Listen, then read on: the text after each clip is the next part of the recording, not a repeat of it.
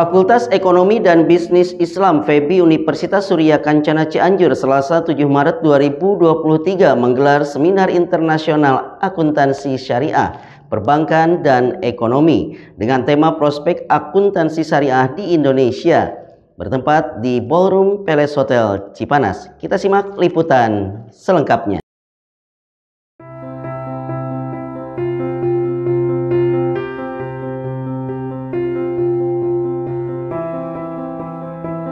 Fakultas Ekonomi dan Bisnis Islam FEBI Universitas Surya Kencana Cianjur sebagai perguruan tinggi penyelenggara program studi akuntansi syariah Selasa 7 Maret 2023 bertempat di Ballroom Palace Hotel menggelar International Conference of Islamic Accounting, Banking and Economy dengan tema Prospek Akuntansi Syariah di Indonesia dan menghadirkan para pakar di bidangnya dari IIUM Malaysia, FEB UIN Jakarta, IAI Tazkiyah Bogor, dan The Islamic Development Banking Institute Saudi Arabia.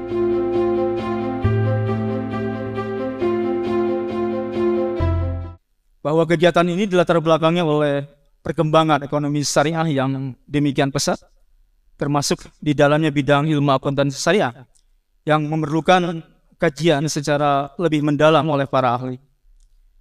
Maka hasil dari kegiatan seminar internasional ini diharapkan dapat memberikan kontribusi positif bagi perkembangan akuntansi syariah khususnya sesuai dengan tema yang kita angkat pada saat ini.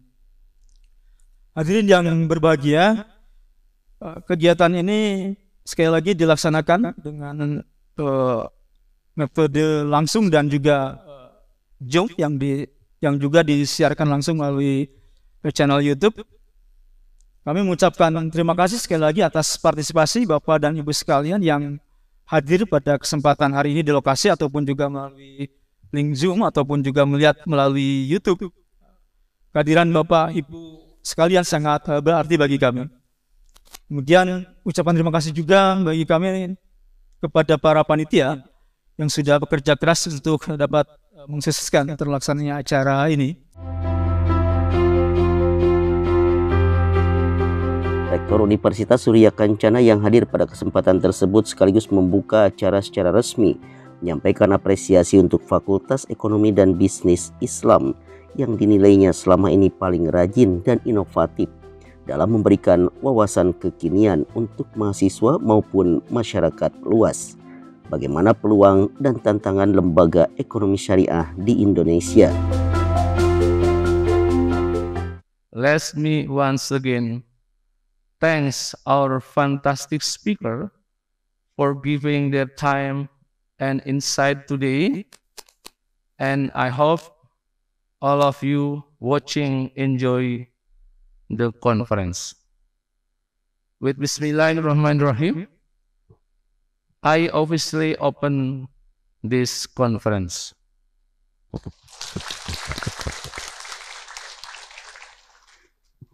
It is now my very great pleasure and honor to welcome you all here to our seminar. Thank you. Wassalamualaikum warahmatullahi wabarakatuh. Dilanjutkan dengan pemukulan gong oleh Rektor Universitas Surya Kencana, didampingi oleh Dekan, para Wakil Dekan, dan Ketua Pelaksana.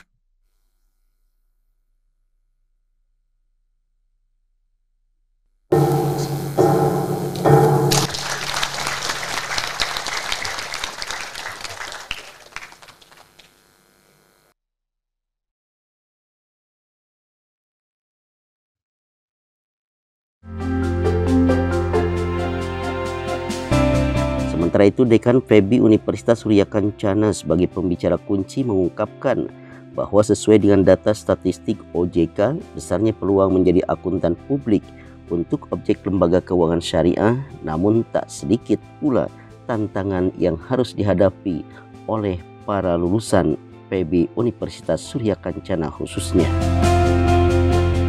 Saya selaku Dekan mengucapkan ahlan wa sahlan wa marhaban bikum fi hadzal mu'tamar.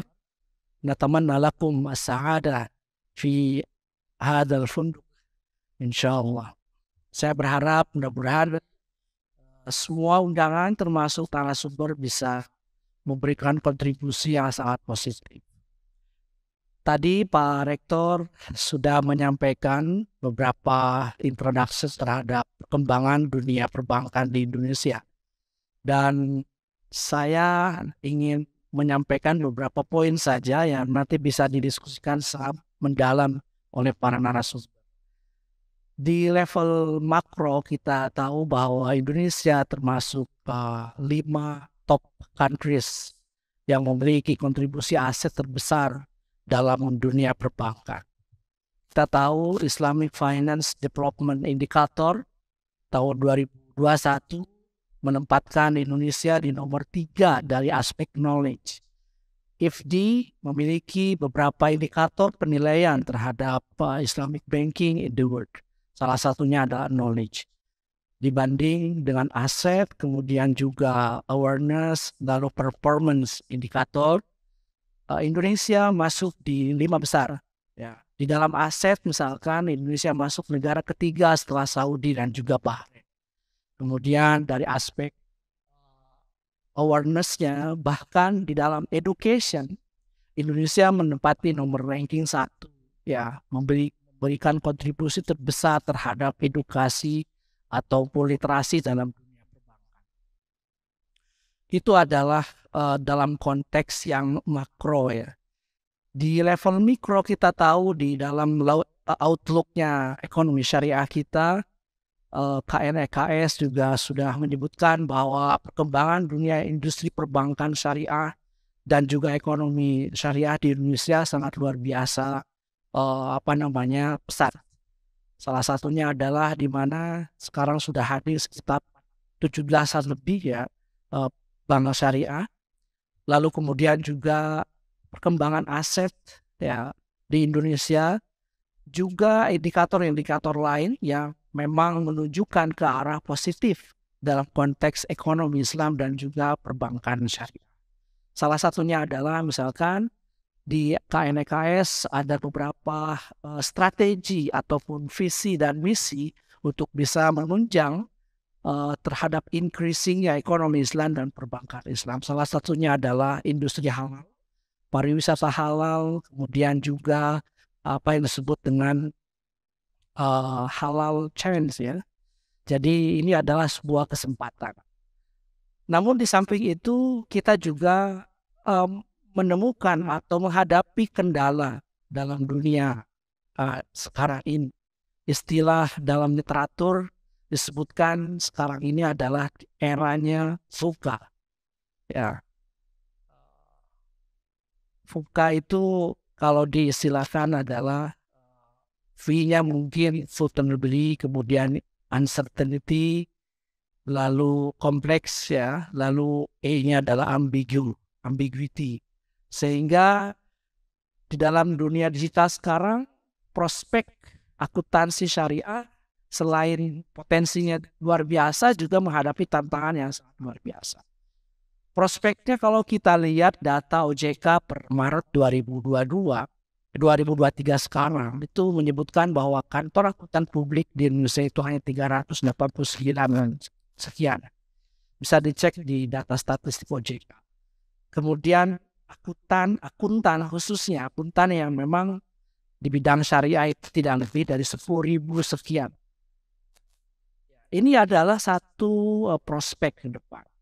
Dibanding misalkan justru kita ini menurut satu literatur ada satu artikel di dalam konteks ini menyebutkan bahwa Indonesia ini sedang krisis akuntan dibanding dengan Thailand, di mana entitas atau perusahaan di Indonesia ini berjubel, ya, tapi akuntannya itu masih sedikit. Kita bicara level mikro saja di Kabupaten Cianjur, kita nggak memiliki kantor akuntan publik. KAP di Cianjur itu nggak ada. Ini adalah prospek sebetulnya. Sehingga ketika kita membutuhkan LK, laporan keuangan, khususnya kita di Kabupaten Cianjur, itu harus lari ke Bandung. Kalau nggak ke Bandung ya ke Sukabumi. Maka ini adalah satu tantangan bagi kita. Mahasiswa akuntansi syariah harus berani membuka kantor akuntan publik pada saat nanti selesai di sarjana akuntansinya di FEBI. saya mendorong untuk harus terus mengambil PPAK, ya, pendidikan profesi akuntansi, untuk bisa membuka kantor akuntan publik yang nantinya harus ikut pendidikan CA dan CCBA. Ini adalah tantangan bagi kita. Kemudian juga tumbuh berkembangnya perbankan tadi adalah satu hal yang saya kira adalah peluang bagi kita untuk bisa berkontribusi aktif dalam konteks itu. Dunia bank itu tidak lepas dari akuntan. Bagaimana akad murabaha dalam perspektif akuntansinya. Standar apa yang dipakai, standar apa yang digunakan. Akad mudharabah juga sama. Akad musyarakah juga sama. Auditingnya gimana dalam perspektif akuntansi. Ini adalah tantangan bagi kita. Jangan sampai just label. Jangan sampai hanya nama saja perbankan syariah. Tapi konteksnya, practically-nya masih juga conference. Ini adalah satu tantangan bagi kita semua, di mana prospek dan tantangan harus dihadapkan. Belum lagi dunia digital. Penelitian di UGM menyebutkan, termasuk salah satu artikel promotor saya, kebetulan saya lagi ngambil S3 di UGM, Perindustrian Halal dan Ekonomi Syariah, menyebutkan bahwa profesi akuntan syariah akan digilas habis oleh yang namanya artificial intelligence. Kemudian juga oleh dunia industri yang semakin luar biasa, robotik lah dan lain-lain. Tapi tidak menjadi halangan bagi kita, karena semua itu adalah menjadi tantangan bagi kita semua, khususnya program studi akuntansi. Bisa kita menggunakan tantangan ini sebagai sebuah challenge ke depannya. Oleh karena itu, para narasumber yang kami hormati akan memaparkan dalam berbagai perspektif. Ya, ISDB saya berharap nanti menyampaikan sebuah peran AOIV-nya gimana, AIV-nya gimana. Madam Ani yang luar biasa, beliau itu pakar di bidang akuntansi syariah. Kemudian juga Prof. Malia, ya, dan juga Pak Dekan FEB UIN Jakarta, saya kira akan memberikan kontribusi yang lebih mendalam terhadap kaitan ini.